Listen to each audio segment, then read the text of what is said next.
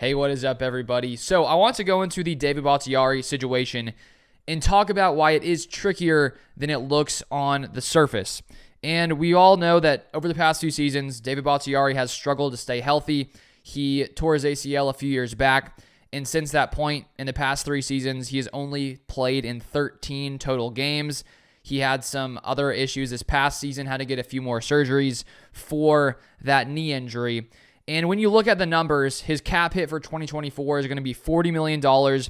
If the Packers decide to release him, that will free up about $20.9 million of cap space, which will, of course, help the Packers, allow them to make more moves potentially in free agency. But here's where it gets very tricky and why it's more complicated than it may seem on the surface.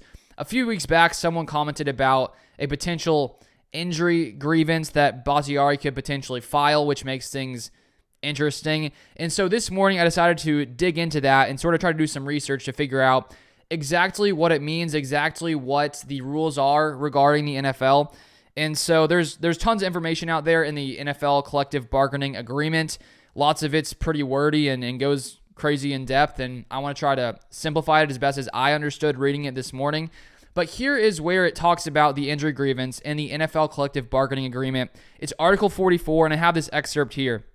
It says this: injury grievance. An injury grievance is a claim or complaint that at the time a player's NFL player contract or practice squad player contract was terminated by a club, the player was physically unable to perform the services required of him by that contract because of an injury incurred in the performance of his services under that contract. All time limitations in this article may be extended by mutual agreement of the parties. So, because David Bakhtiari did get injured under the current contract that he is still playing under, which he will be under through 2024, it sounds like if the Packers decide to cut him, and let's say David Bakhtiari is still injured and still unable to play, Bakhtiari could come in and file an injury grievance because he injured himself on the contract and is still injured. The Packers technically don't seem like they're allowed to release him unless they can know that he's fully physically able to perform. And so from reading this and from some of the other things I've been researching, it sounds to me like the Packers can't release David Bakhtiari until he proves that he is able to play. He basically needs to be healthy and I think probably pass a physical for the Packers to be able to release him without the chance of him filing an injury grievance. And so that's where it gets very complicated because recently, in the past few weeks, maybe a month or so ago, Brian Gutekunst had a press conference and he shared that Bakhtiari is in the middle of his recovery, and he said this is not a short one, it's going to take some time. You guys know his work ethic and how important it is for him to get back and playing, but this was a tough one, so he's got a ways to go.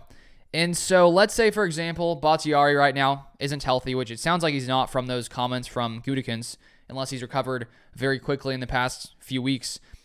According to the NFL collective bargaining agreement, Bakhtiari would have 25 days to file an injury grievance. And then if he did, it would go into this huge complicated process. There would be a hearing. There would be all this other stuff. And so all in all, the basic conclusion of this is that it doesn't sound like the Packers can release Bakhtiari unless he is healthy. And so if he's not healthy right now, that could mean the Packers may have to hold on to him until he proves he is healthy.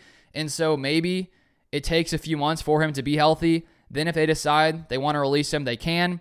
But at that point, if he is healthy, do they want him to stay on the roster because he already is going to be such a massive cap hit? That's also a possibility. I still think because of his age, it could make sense to release him.